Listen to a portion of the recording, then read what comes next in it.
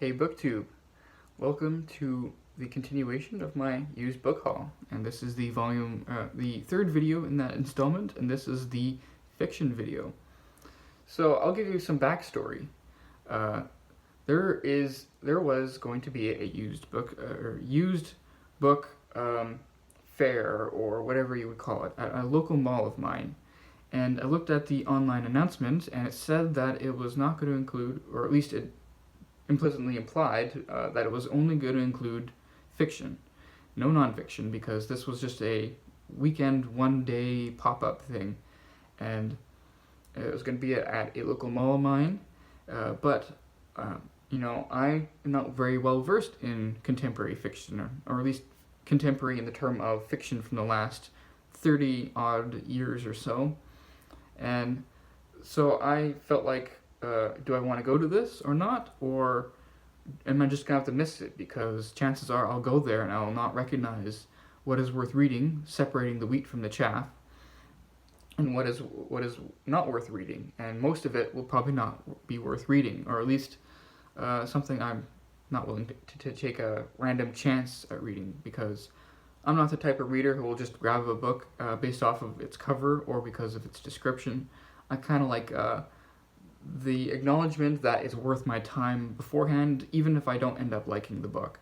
But then I realized that there's this world-famous book reviewer who is well-known, world-famous for his best of list for fiction and nonfiction that goes back to prehistoric times, namely 1990. So from 1990 all the way up to 2024, there's online evidence of these best of for fiction and nonfiction. But since the nonfiction would not help me in any way, I didn't really consult those this time. But I went through every single list of the best of for fiction from 1990 to 2024 by this world-famous book reviewer, and put them in a Amazon wish list so that I could be familiar with the titles, with the author name, and maybe with their covers. Though with books, they noticeably can change the cover design based off of edition or reprint, or whether they're from UK or Canada or from America. But so it was mainly the author and the title. And because I did that before I went on this huge book pop-up sale, I did my homework and I compiled all those names, because those are the books that I think are most worth my time when it comes to contemporary fiction. And I made a huge list, and I got myself an enormous stack of fiction books, which is fairly rare for me when it comes to going to used book hunting. And I'm very pleased with it. And I'd like to go through every book, but I'm not going to be speaking. I'm going to be reading the words of recommendation. So we're going to start off in 1990. So the best of fiction year for 1990, it included this novel, Solomon Gursky Was Here by Mordechai Richler, or by Richler, Mordecai Richler. And this is a nice hardcover edition. And what did the world-famous book reviewer have to say about this book? He says, "I was already a Richler fan of long standing before this great novel, so maniacally absurd and shaggy dog in its perfect construction, and have energetically recommended it over the years, even as I've watched Richler's reputation slowly fade." So this is 1990. This is Solomon Gursky Was Here, and here's our author killing himself on the back cover. Then we move into 1991. The Runaway Soul by Harold Brodkey. The Runaway Soul, a nice big chunkster. What did the world-famous book reviewer have to say for this? Brodkey's enormous and long-awaited novel about one man's life journey through American suburbia is so extravagantly absurd and gorgeously written that it was one of the few books of any of these lists that actually made me wish, while I was reading it, that I would then go and review it somewhere. It is huge, and I gotta say, I can attest to the gorgeously written, because I subjected a lot of these books to at least first reading the very beginning, like the first few pages of the book, but also the page 112 tag, which is an old tag on BookTube where you judge a work of fiction purely by its page 112, which is because novels usually like to construct their beginning to be as appealing as possible, but when it comes to the page 112, then the author's talents start to wane, the editors kind of lose interest, and then you get to see the book in all its naked glory when they're least expecting you to judge them. So the page 112 tag, and this book was gorgeously written on page 1 as it was on page 112, so this is a book I think I'm going to be excited to read. Oh. And then we come to 1997, a book that is probably the only book on this entire pile I would have recognized beforehand and would have picked up on my own without the help of a world-famous book reviewer. This is 1997 Mason and Dixon by Thomas Pynchon. This is a original hardcover that I found. Beautiful condition, though I'm not one for original books, like first editions or whatnot. But just finding a first edition hardcover was really, really cool, especially since it was under $5. And so this will be from 1997. The written review here is, there had to be a tome on our list, and this one is it. This is Pynchon's twisted fantasia on the picturesque adventures of the eponymous British survey team, and it features firecracker dialogue, lovely dense prose, and fantastic set pieces featuring a talking dog, and an eternally rolling wheel of cheese, a chunk of lost time wandering around the countryside, and a virulently racist George Washington. Even the first time I finished it, I knew two things: that it was Pynchon's best book, and that I would spend the rest of eternity arguing with that point with college freshmen who are really, really impressed by the 200 pages they read of Gravity's Rainbow. Mason and Dixon by Thomas Pynchon from 1997. And then we go to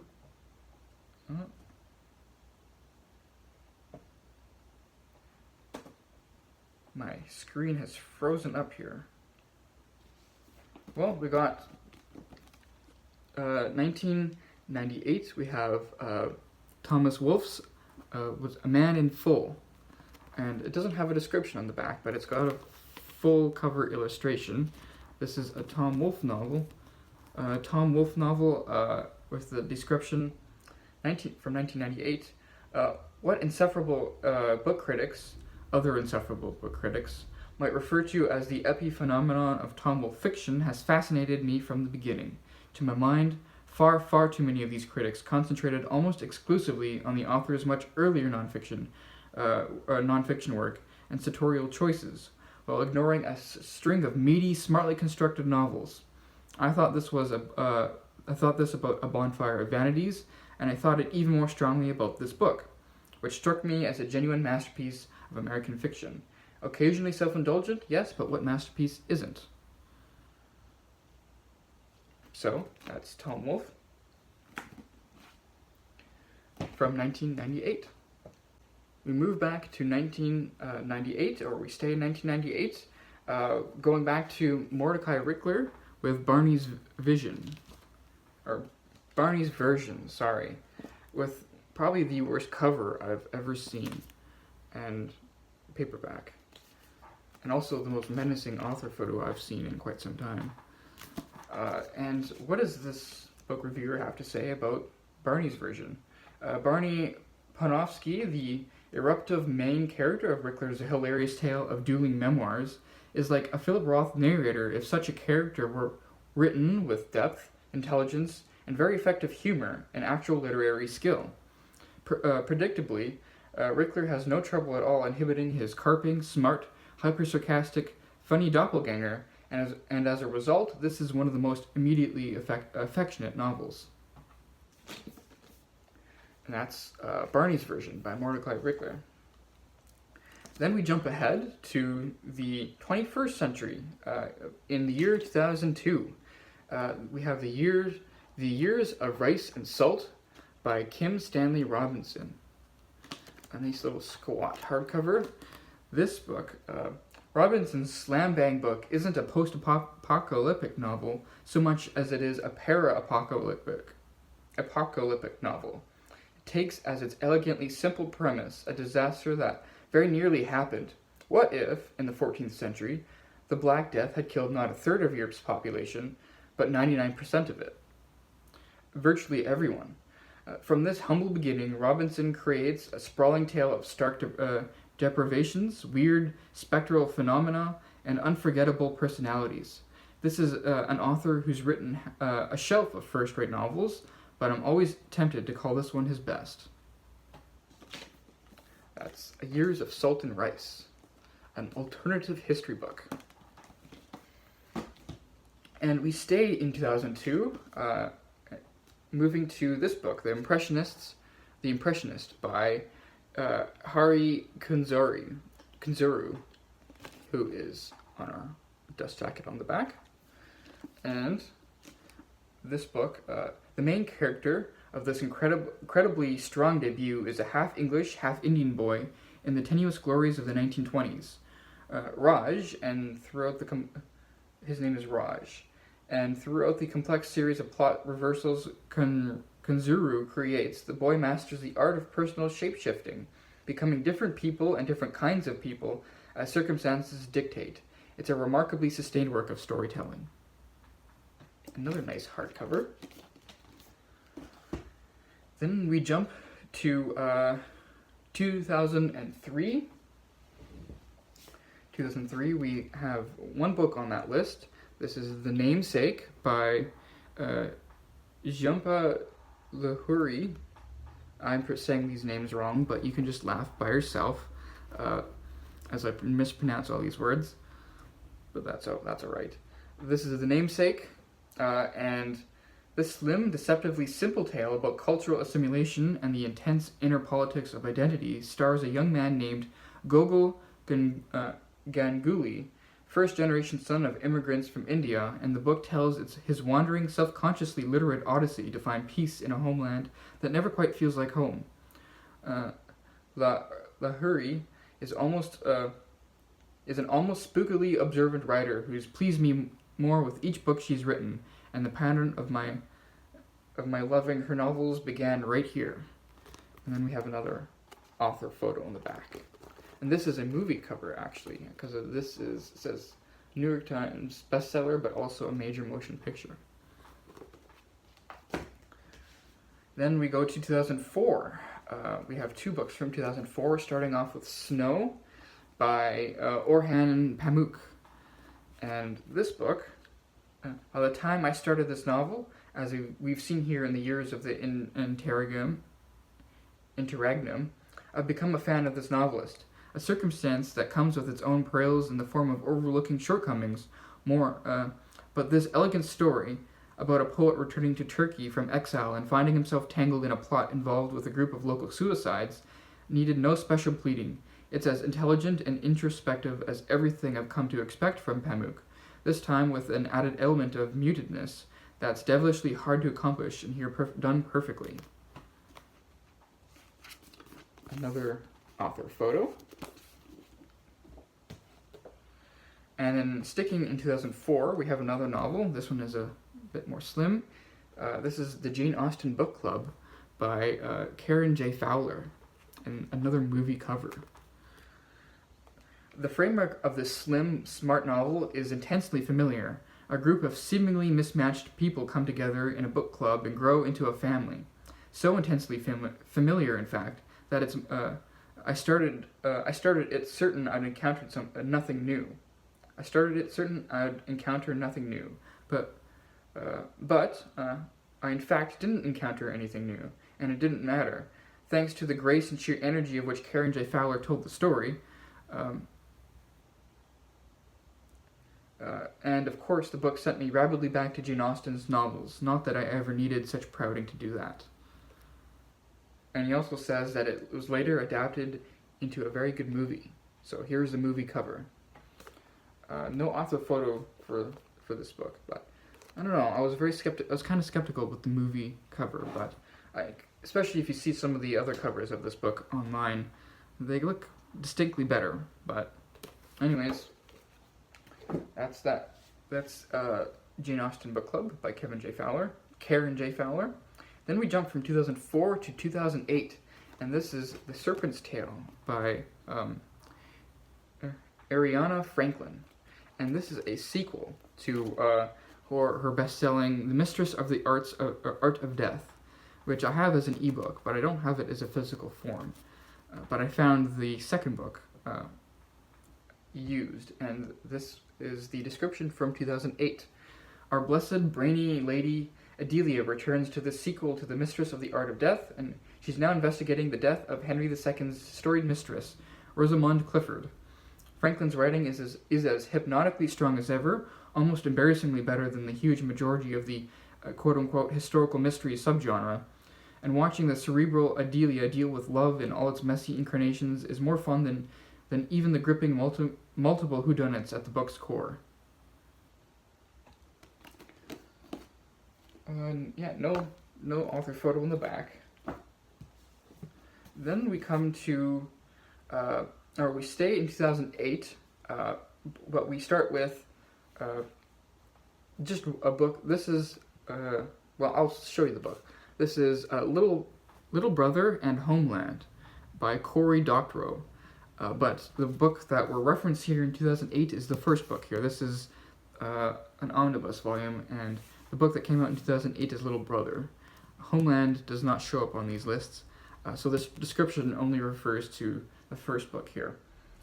Equal parts boy's adventure story and passively profound meditation on what it means to grow up, at whatever age you choose to do so. Doctorow's story of a near future in which power-drunk government agencies mess with the wrong kid is like nothing else published this year, or this last handful of years. The nature of this work is reflected in much more than the fact that you don't have to pay to read it. It's available online for free with the author's enthusiastic encouragement. Even the usual sugary teen fiction bromides about individuality and the value of knowledge are given some much-deserved tweaking, and the book's main character is vividly, snaringly unforgettable. And for those of you who care for such things, it sports the damn coolest cover of any book, good or bad, in 2008. This is not the cover he's referring to. There is, if you look online, the original hardcover has got like an X on there, and it's got a bunch of three kind of teenage like characters posing on the front, which I kind of say, I think the cover is quite nerdy, so I don't know, I'd be tempered to call it the best, but this book reviewer quite likes it. This one I would say you'd consider a lot more plain. But I found this omnibus edition of the Little Brother book, and then its sequel, which came out, I think, in 2013, so called Homeland. So nice little omnibus volume here. And before we jump forward too far, we go to 2009, and I should mention that in most of these years, or some of these years, this world-famous book reviewer had so much requests, so much love for his best of and worst of fiction, that he included an honor roll for some of these years. And in 2009, such honor roll, I didn't look through all the honor rolls, but I looked through some of them that I could find. And in 2009, I found the honor roll. I found a volume from the honor roll from 2009, and it's by the same author, Cory Doctorow, and his book called Makers, which is a very distinct cover there, which wraps all around, which is old landlines with all the wires and all the springs and whatnot, and all dotted throughout is American currency. And what does the book reviewer have to say in his honor roll mention of this book in 2009? It seemed impossible to top Doctorow's epic, era-defining Little Brother, and this book doesn't, but it comes really close. Reading it, you lose track of just how many of our current society's idiocies. It's riffing and lampooning, and it's all done with Doctorow's by now trademark biting wit and off-kilter narrative jazz. The heroes are once again disillusioned hackers with nothing better to do, and the book is once again near impossible to put down.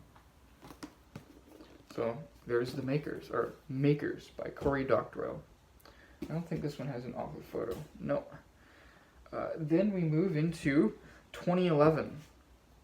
I only have one book here from 2011, but I should mention here, before I mention the book from 2011, the best of and worst of lists for 2011 are notoriously hard to find because they moved on, they're on a website that no longer really exists in its current form. And along the way, this list kind of got lost in the depths of the internet, which I had to find. I had to go searching and find, and it took me quite a while, but I did find it. So I'm going to leave the link to actually all of the comments of these books down below, but this one here will probably be of most interest because it'll include all of the best of and worst of 2011 books from 2011. And the book from 2011 that I found here in this used book haul is The Art of Fielding by Chad Harbach. And we do have an author photo here, right there. Looks quite nerdy. And I'll read the blurb for this book. If the odds of me enjoying a Haruki Murakami book were long, you can imagine the odds of me liking a debut novel about baseball. But Harbach's book is the real thing, and has often been noted, no more about baseball than Moby Dick is about whales. If anything, this novel is about the many tortures of love, and it will affect you deeply whether or not you give a rip about baseball. In fact, one of my biggest frustrations in recommending this book to people comes from just this point. They immediately ask the inevitable question, what is it about?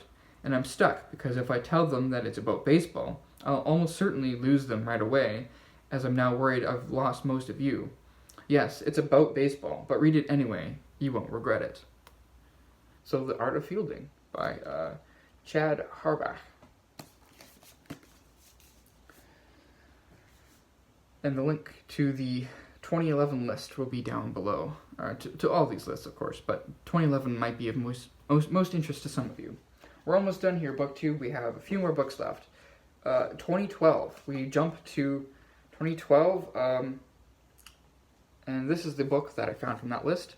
The Sunlight and in the Shadow. In Sunlight and in Shadow by Mark Helprin. Mark Helprin.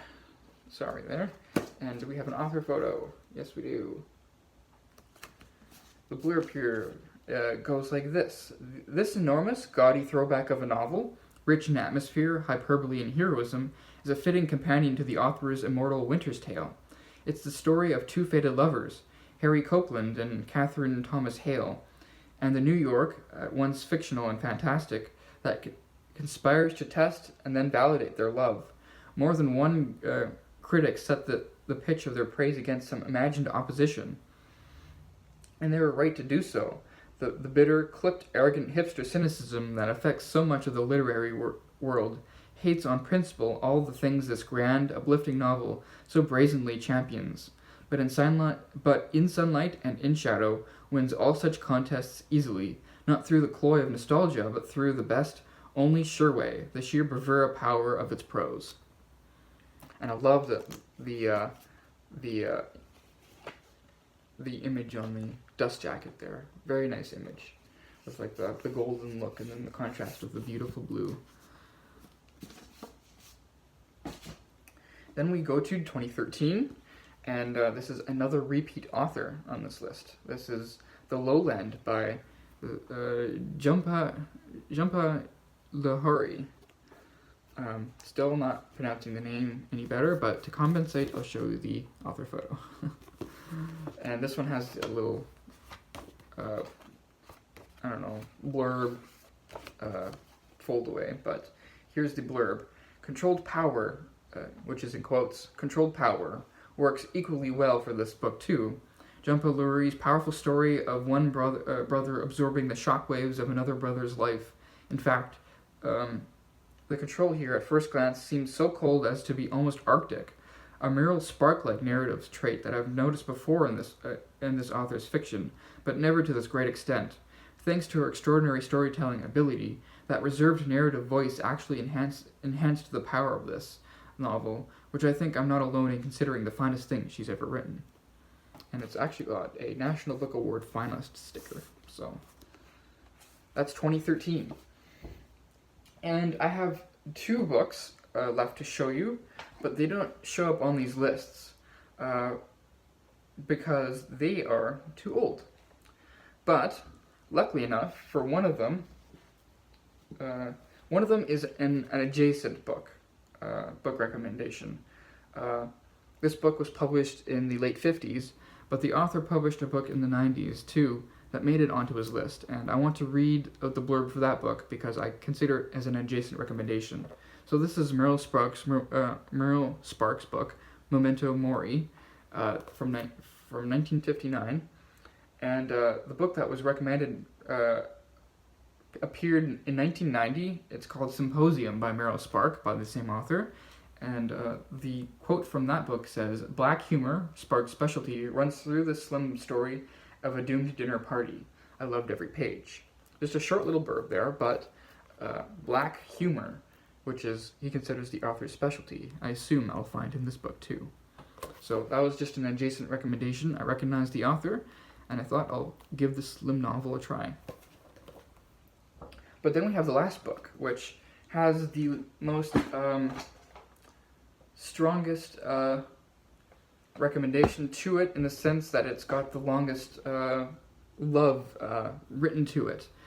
If you know, the aforementioned world famous book reviewer used to have a blog on Blogspot going from 2006 to 2011, and in February 21st, 2010, there was an entry on this novel, quite long and full of lavish praise. I'd like to read the first 3 paragraphs of this, the lavish praise of this novel. And it was by random chance that I found it. It's The Engineer of Human Souls by Joseph Skowkorsky, and rather ugly cover there. But let me read out the praise for this book. Our book today is Jaslav Skowkorsky's rollicking, hilarious, and ultimately touching 1977 novel, The Engineer of Human Souls. I'll hold up the book for you. And I'm taking refuge in it today for 2 reasons. First, it's a generally great book, endlessly inventive and sad and funny, certainly Skowkorsky's masterpiece, although all his books are very, very good. And second, because it's been my experience that if the subject of great 20th century novels comes up at a party or a bookstore, or a convenient all-you-can-eat hostelry, any mention of Skowkorsky will be met with blank stares. Even a recondite cinder block like the Recognitions by William Gaddis, which, don't mistake me, I hardly recommend, will have at least 1 or 2 heads nodding. But Skowkorsky, if people want to talk about great modern Czech writers, they'll talk about Milan Kundera, and you can guess what I think about that. It's odd because he has all the kind of CV hip young litterateurs should love. Born in 1924, enslaved by the Nazis while young, a patriotic Czech at a time when the Soviets were inclined to kill you for being that, a champion of freedom and a publisher of dissidents. By all accounts a mesmerizing teacher, though rather hard on his favorite students' livers, and most of all, a tireless writer, always working at his craft. You would think consulates, grads would gobble him up. My guess as to why they don't is because his books are big. They're labyrinthine, super gregarious, endlessly elusive, none more so than The Engineer of Human Souls. They disdain simplicity for simplicity's sake. They are unafraid of taking foolish rhetorical stances they can in no way justify, and they can almost never resist a squirt of seltzer water in your face, even in the most serious circumstances. In other words, despite the fact that Skowkorsky wrote them in a relatively comfort exile in Canada, they're pure Czech. And that is the final recommendation, or final book on my fiction book haul. I know that this video has gone on for quite some time, but I think it's worth it for the careful consideration that I gave for every book that I bought, and elucidating the recommendation in them from a world-famous book reviewer. So, that is my fiction book haul, and I'm very excited for all those fiction books, because before, if I had never consulted those best of book lists, I never would have been able to find any of these books on my own, so I'm very happy for them. Very happy that I found them, and I'm internally grateful. So that's it for this 3-part book haul. I hope you enjoyed it, and we'll see you in the next video. Thank you, BookTube.